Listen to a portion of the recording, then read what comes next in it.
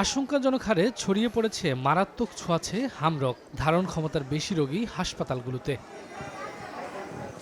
হাসপাতালে ভর্তি বেশিরভাগ শিশুই ৯ মাসের কম বয়সী। আক্রান্ত হচ্ছে ৬ মাসের কম বয়সীরাও। এতে দুশ্চিন্তা বাড়ছে অভিভাবকদের, উদ্বিগ্ন চিকিৎসকরাও। বড় বড় অনেক বাচ্চা আছে, ওদের থেকে ছোটদেরকে ছড়াইছে। অনেকবার দেখাইছে, ওখানে যেয়ে বলে অ্যালার্জি টাইপের নিয়ে যান, সমস্যা নাই। আমাদের মেডিকেল সায়েন্সে আমরা সাধারণত যে বই পড়ে আসছি সেখানে ৬ মাসের নিচের বাচ্চাদের হাম সাধারণত হয় না।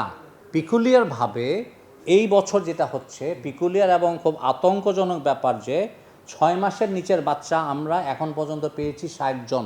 এবার শিশুদের পাশাপাশি হামে আক্রান্ত হচ্ছেন বয়স্করাও। রাজধানীর ডিএনসিসি হাসপাতালে ভর্তি ৩৪০ জন রোগীর মধ্যে ৫০ জনই প্রাপ্তবয়স্ক। একই চিত্র অন্য হাসপাতালেও। আক্রান্তরা বলছেন তারা অন্য রোগীর সংস্পর্শে ছিলেন। বারেরটার লগে যে রুম, ওনার ছোট মেয়ের হয়েছিল পরে ওই ঘরে গিয়েছিলাম, পরে দেখতে এরপর থেকে আমার হয়েছে। হাম একটি খুবই ছোঁয়াচে একটি রোগ। হ্যাঁ, তো বলা হয়ে থাকে একজন হাম রোগী প্রায় 18 জন রোগীকে ইনফেক্ট করতে পারে।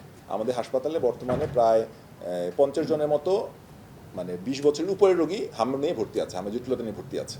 এবার উপসর্গেও এসেছে ভিন্নতা।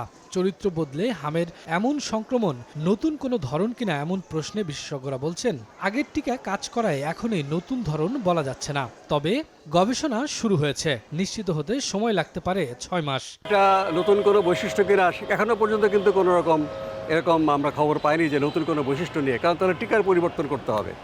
যেই টিকাটা আছে সেই টিকাই কাজ করছে। হামের প্রাদুর্ভাব কমাতে শিশুদের টিকা দেওয়ার পাশাপাশি অত্যন্ত ছোঁয়াচে ভাইরাসটি থেকে রক্ষা পেতে স্বাস্থ্যবিধি মেনে চলার পরামর্শ বিশেষজ্ঞদের। শফিকুজ্জামান রুবেল, সময় সংবাদ, ঢাকা।